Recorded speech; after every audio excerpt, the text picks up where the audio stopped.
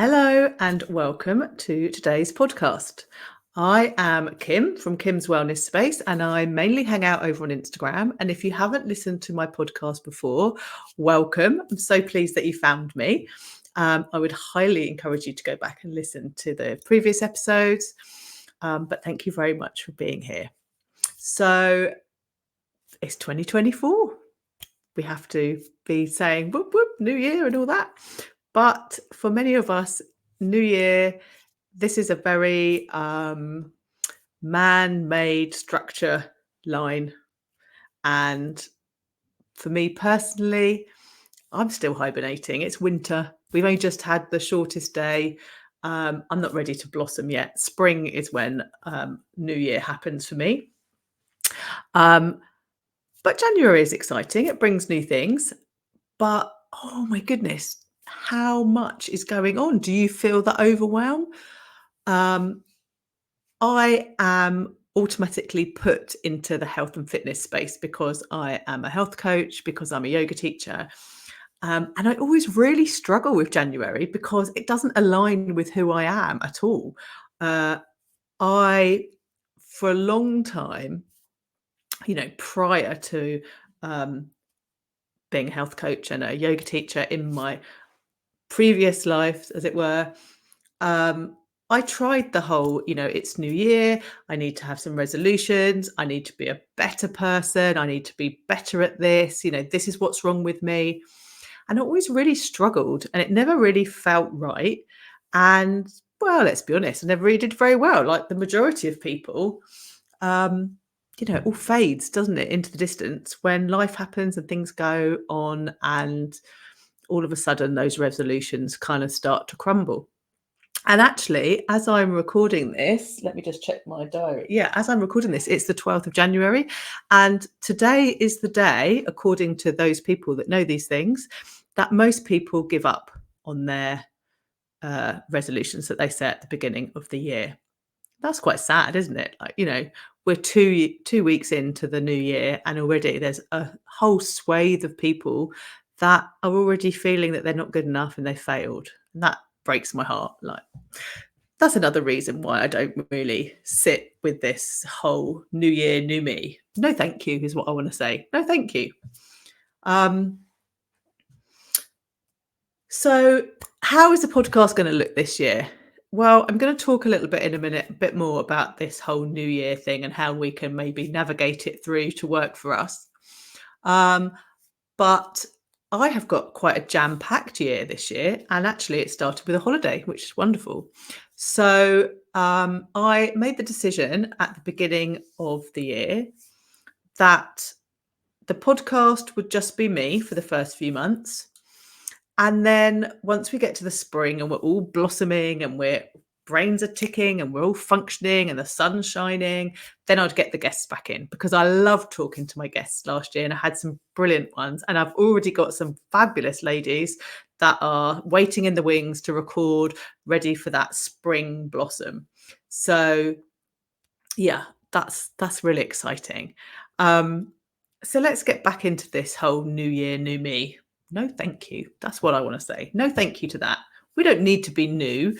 There's nothing wrong with us. We're absolutely lovely, exactly where we are right this minute. If you're listening to this, I want you to just take a moment and, give yourself a hug or high five or just acknowledge the fact, put a smile on your face that you are absolutely perfect just as you are. And even if you are recovering from an illness or there's something not quite right, you're still perfect. There's nothing wrong with you. It's just something that's happened and it will pass. So, how do we navigate this January thing? I mean, goodness me, there is a lot going on out there. I am someone that doesn't really watch very much television. I definitely don't watch live television often. So, I'm not really bombarded that much with adverts. But obviously, I am on my phone, and just like you, I scroll through Facebook and Instagram. I'm quite controlled with how I do it. I try not to do it too much. But you don't have to be on there long, do you, to see adverts? And so far, in this first 2 weeks of January, I have seen adverts for just eating fruit and nothing else, to do fruit juices and nothing else. I've seen lots of very strange yoga that's supposed to make you shrink almost overnight. Um, Obviously, there's the normal like Weight Watchers, Slimming World stuff going on, the Herbalife. Um, oh, you name it, it's out there. Like literally everybody is selling their wares, telling you you're not good enough and you need to be better, and their way is right. And it's not. It's not right at all. It's absolutely not. Let's unpick this. First of all, there's nothing wrong with you. And second of all, that's all just marketing to make somebody some money. And you might be thinking, yeah, but Kim, you're a health coach and a yoga teacher, so you market and you want to make money out of people. And I guess there is an element to that, absolutely. But I am not going to be telling you that this is the fixed thing that you have to do and nothing else will work, because that's not what I'm about. I'm about finding what works for you, and then I will keep you accountable to that. So I will never give you a workout. I will never give you a food plan. I won't tell you what to eat. I absolutely will encourage you to ditch the animals and the animal products and eat more plants. I would love the world to be plant-based, but I'm not going to make you do that. I might give you some information so that you can read through it and decide if it fits for you. But I would say probably the biggest piece of advice that I can give you is just to try stuff.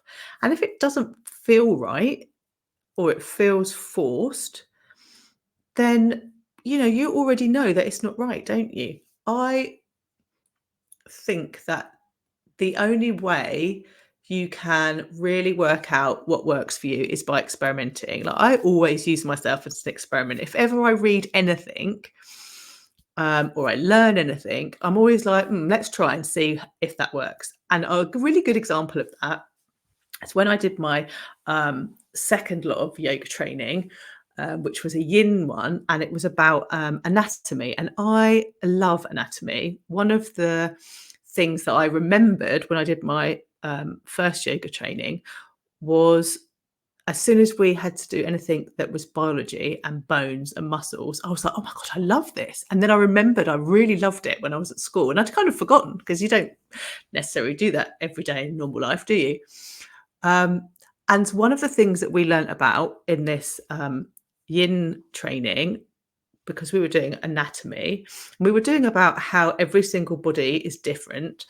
Not just looking at us, but actually, the length of our bones is different. Like the left side to the right side is different, but also completely different from the next person and the next person and the next person. And so when you do things in a group and you can all not compare, because there's no right or wrong, but just looking and saying, oh, look, this is how far your leg moves and that's how far my leg moves. And this is the reason, it's not because I can't do it. It's because I've got bone there and it literally doesn't move past that point. Or, there may be other reasons. So we were doing this training. And one of the things was that if you sit, so when you get up in the morning, you're X tall. And then during the day, if you sit a lot, your spine shrinks. And I am giving you a really quick précis because there's other information that I can give you, but we're not going to be here for hours. But basically, the more you sit, the more your spine shrinks. So if you got up and then sat at your office, say in your office all day long, and you didn't get up and do anything, you just literally sat, and then you sat and watched television at night, and then you went to bed, you would be inches shorter than when you got up that morning. And then overnight, as you lay, your spinal fluid and your spine all stretches back out, and then you become tall again. And I was like, oh, that's really interesting. And as we learned through it, they were saying, if you stand up for a while, if you go for a walk, if you exercise, if you sit on the floor and not a chair, like all of these different activities respond differently to your spine. So actually, if you were to track it, you would be this tall in the morning, and then you might shrink a bit, but then you might grow a bit, and then you shrink a bit, and then you grow. I was like, this is amazing. I love this. Let's see how it works on me. So for the next week, while we were doing this training, every single day I measured myself when I got up in the morning, and then I measured myself after the yoga practice, and I measured myself after I'd sat and done a lecture.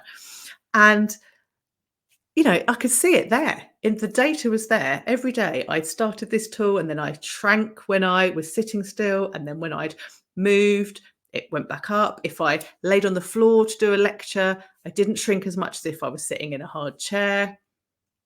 I actually, by the end of the week, decided that I really didn't want to sit on a chair anymore. And that was a few years ago now. And I do sit on chairs.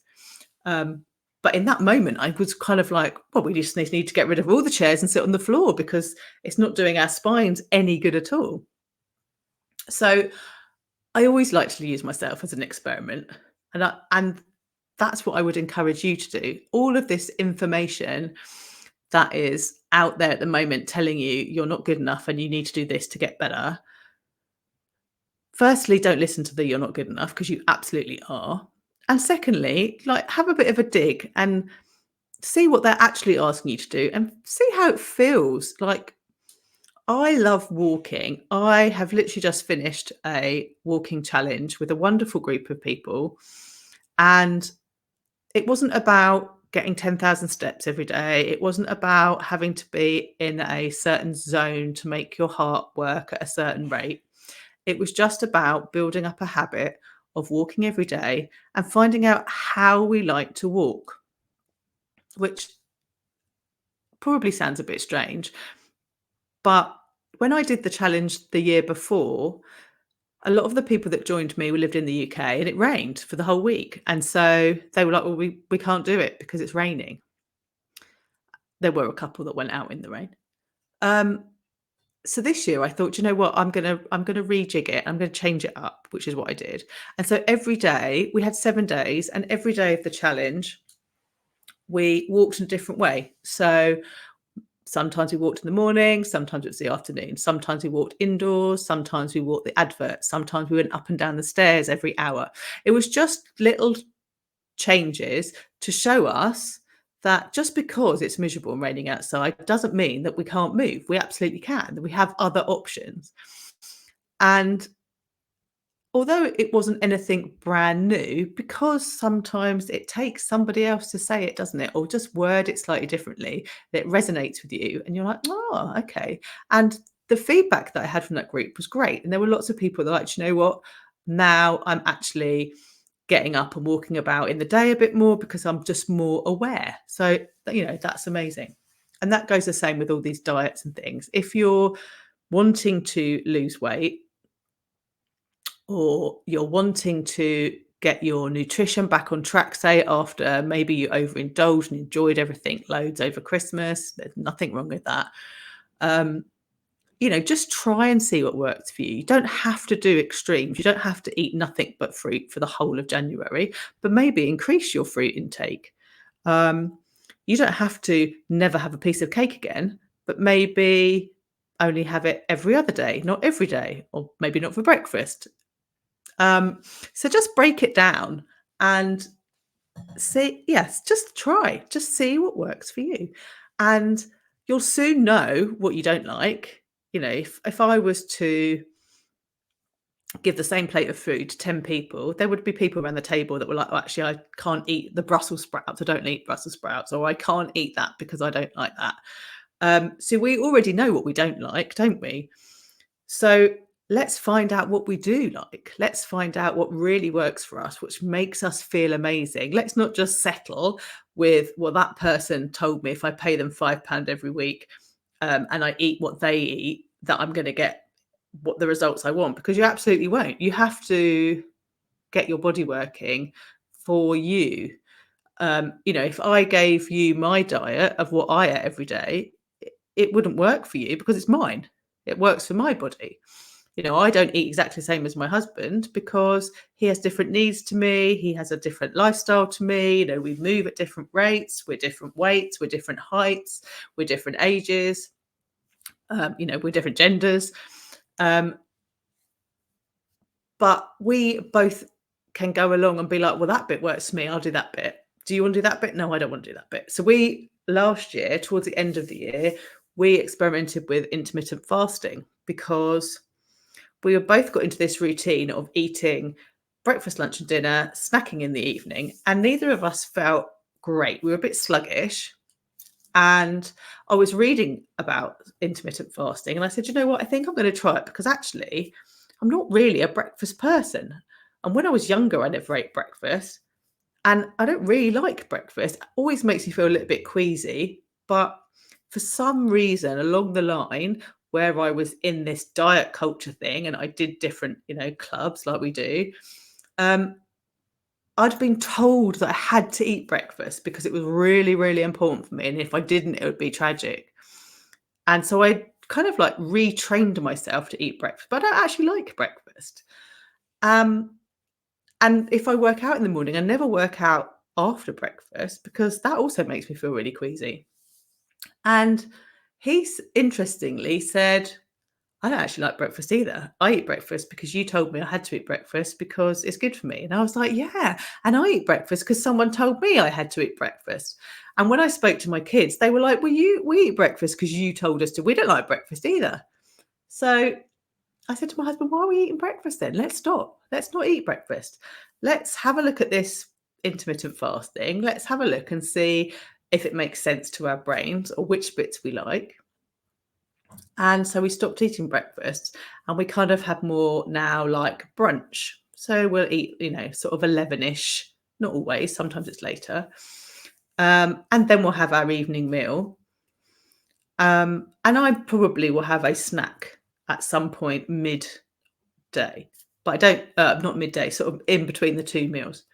But I'm not snacking in the evenings. Whereas my husband is a snacker. He loves an evening snack. So he's still doing that. And sometimes I can have brunch and I don't actually want anything else until the evening. That's filled me. But my husband is hungrier and so he will eat more. And so that's what I mean. So we're both doing the same kind of thing, but we're doing it in our own way that works for us. Oh, excuse me. And the intermittent fasting thing is really interesting in as far as there are so many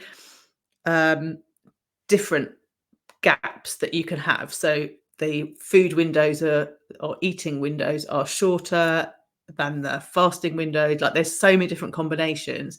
And so also even with that, there's not like a one fits all. Like a lot of people do the 16-5, but that doesn't work for us. We don't do 16-5. We do what works for us. So I think as we kind of come to the end of this little podcast today, my biggest takeaway that I can share with you is New Year, you are wonderful. You're doing everything brilliantly. And if you need to tweak it, but make sure you're tweaking it for you. That makes you feel amazing. Don't tweak it because someone's told you you've got to, or because they're doing it, it's worked for them. Like definitely have a look, experiment, but make it yours, make it work for you.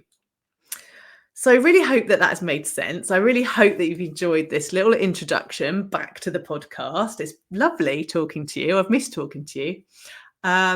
And I will be back again next week. Next week, we are talking about hopelessness, but it's not as bad as it sounds. There's always hope. So yeah, thanks so much for listening. Please go back and listen to the previous episodes if you have not listened to them before. As I say, I've had some absolutely cracking guests last year. If you want to know more about what I do, come over and see me on Instagram at Kim's Wellness Space. I am not doing any one-to-one coaching until the spring, but I am doing wellness audits, which are amazing. And yeah, I share loads of goodies, loads of free stuff over on my Instagram site. So please come over and say hi. I would love to see you.